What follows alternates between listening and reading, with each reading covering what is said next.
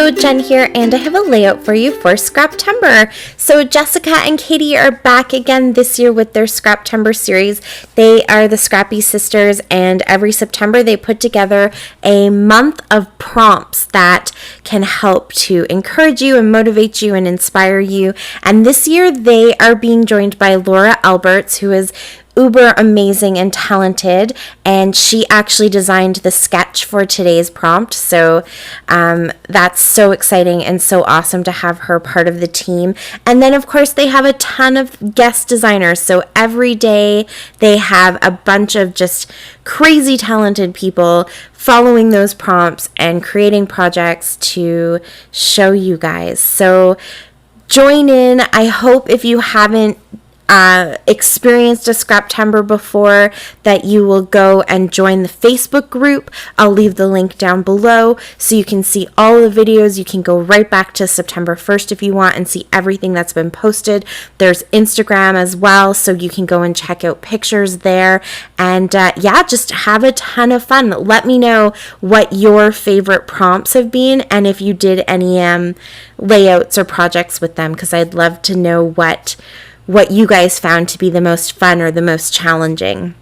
So I love a good sketch, and I picked this prompt before I even knew what the sketch was. But when I saw the sketch that Laura designed, I was so excited. I feel like this is definitely my kind of sketch. And I've been in a rut. Honestly, I feel like I've been putting out a lot of projects, and I've been involved in a lot of different hops and things like that all summer long.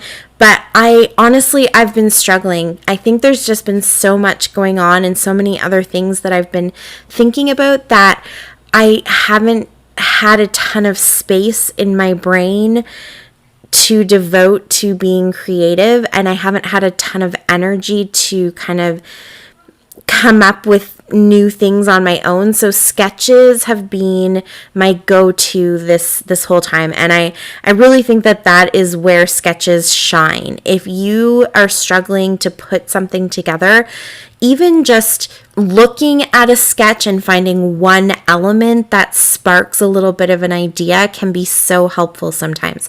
So you don't necessarily have to follow a sketch exactly the way you see it on paper. You definitely don't need to pull out your ruler and measure things and have the exact embellishments and, the title exactly where it is and in the font that they show. Definitely you can. There are some sketches that are designed to be followed very specifically, but I personally think sketches are more of just a guideline. They give you an idea. They're a starting off point for you. So if you're stuck, you're in a rut, you're struggling to figure out how to put certain pictures together, you can go and find a sketch that maybe has 3 pictures where 2 of them are horizontal and 1 is vertical, and from there that can give you some ideas on how you can lay out your pictures. And I am following Laura's pretty closely because I really do like that kind of center line, but I'm adding my own little personal touches to it. So I'm using pattern paper as the background. Let me explain first. Everything that I'm using, this all comes from my How to Kill a Kit with Style kit. So it's all scraps and mishmashed products. There's no one specific collection or anything like that. So as I'm going through all these sticker sheets, these are all thrown into the kit because there's only a couple stickers left, or they're sticker sheets that I'd like to kind of get them used up, and if I don't, I'm probably going to pass them on. So everything is from different manufacturers, different styles, different collections, and all of that. So I chose my pattern paper for my background because Laura's sketch looks like it's pattern paper in the background instead of plain white paper or a solid color of paper. And then I chose my middle pattern paper that is going to go straight down the center of my layout from top to bottom. And for that one, I made it a little bit wider than it looks in Laura's sketch because I knew I was making my pictures smaller. And so that's kind of how I was playing a little bit with the scale of things and making it my own.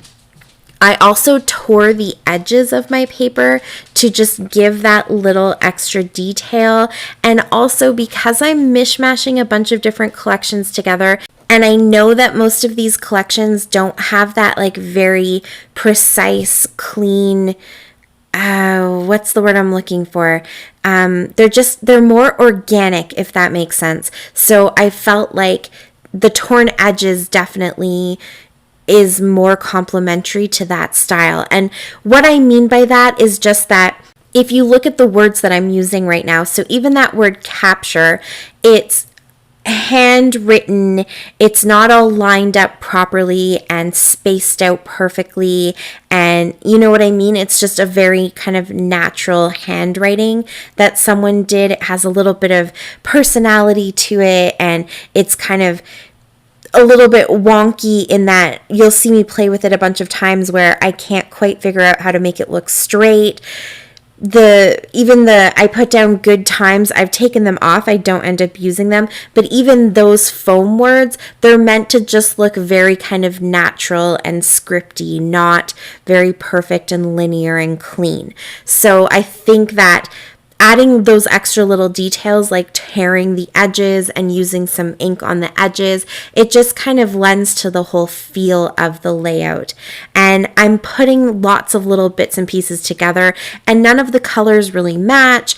And, you know, they're all in the same kind of family, but they come from so many different collections that I knew right off the bat that was the kind of layout that I was going to end up with. It's something that was a little bit more kind of, you know, wonky and fun and has a bit of edgy personality to it.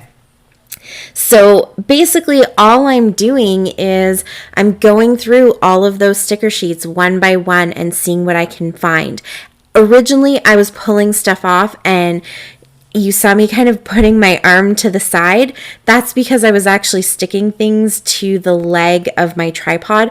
I do that sometimes when I know I have a ton of stickers and I have a lot of things to get through. I'll start to pull elements off that I like and kind of stick them there. And then once I really start putting bigger elements down, then I feel comfortable kind of just plonking down as I pull them off of the sticker sheets. So all of this stuff, again, comes from all over the place. There's Heidi Swap and crepe paper, and these last two little booklets are actually planner stickers that came from Dollar Tree. And there's American craft stuff all over, and Amy Tangerine, those kind of clear stickers that I put down at the beginning, those are Amy Tangerine. So just bits and pieces from everywhere. And it was really fun. It was actually really kind of therapeutic just going through each of those sticker sheets and these little sticker books and pulling things off and just sticking them down, and if something didn't quite work, moving it around and kind of building that puzzle, or building all those cute little nooks and crannies where everything's nestled together. So I really enjoyed this. I didn't have apart from following the sketch and knowing that I wanted to sort of maintain the basic structure of the sketch, I didn't really have a plan going into this. The photos were porch pictures that were taken by a local photographer. These ones were taken in June, I think. So we had a picture taken right early on in the COVID shutdown when porch pictures first really started to kind of take off. And then we had these ones done a few months later, and the photographer donated money to the dance studio, which was super lovely. So we definitely wanted to support her. And it was, it's just kind of fun. We like doing this kind of stuff. So I didn't have a plan. I didn't have to have a specific theme.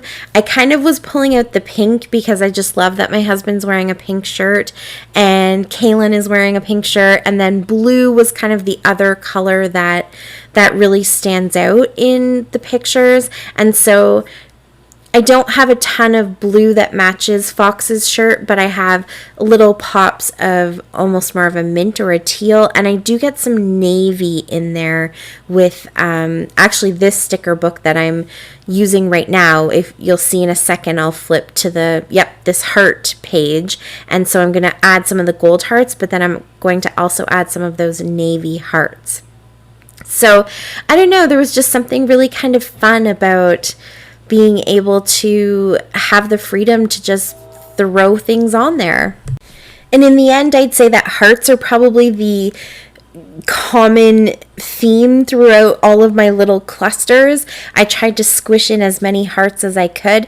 If I found one kind of heart in all of my stickers, I tried to find something similar that I could put in each of the clusters. So it may not necessarily have been a heart, but maybe it was the same color, or it was the same texture, like the same material. So if I put one of those enamel Heidi Swap puffy heart stickers in, I put one in, I think, in the top of the in the top cluster. There's a train that's going by and it's totally distracting me. I should probably edit this out, but I don't think I will.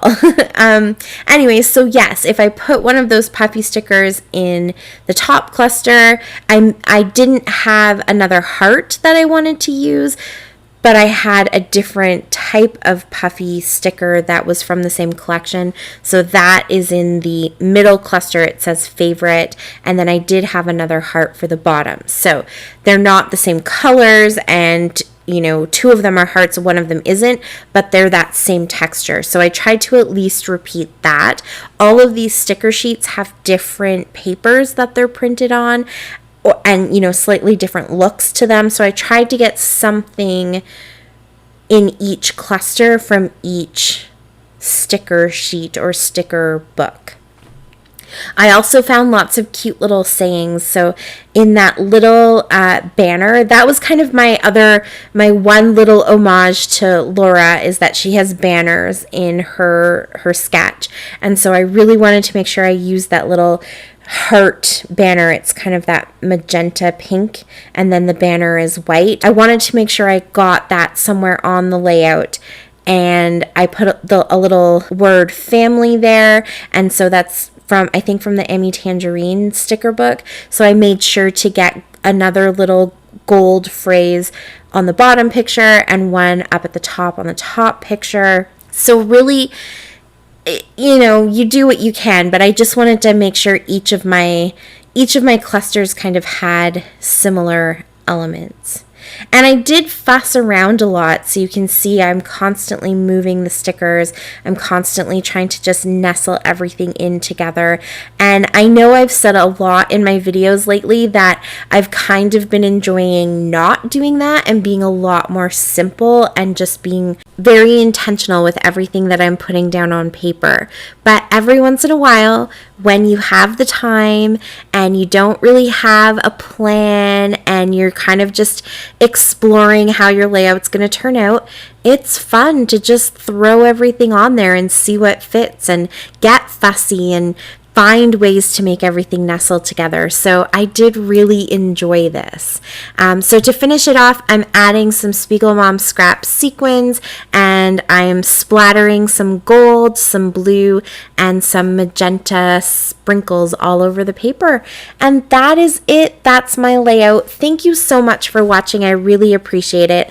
Please go check out everybody else who is joining Scraptember for today and for the whole month, and show them all some love, and go and join the Facebook group because there's so much inspiration there. You will not regret it.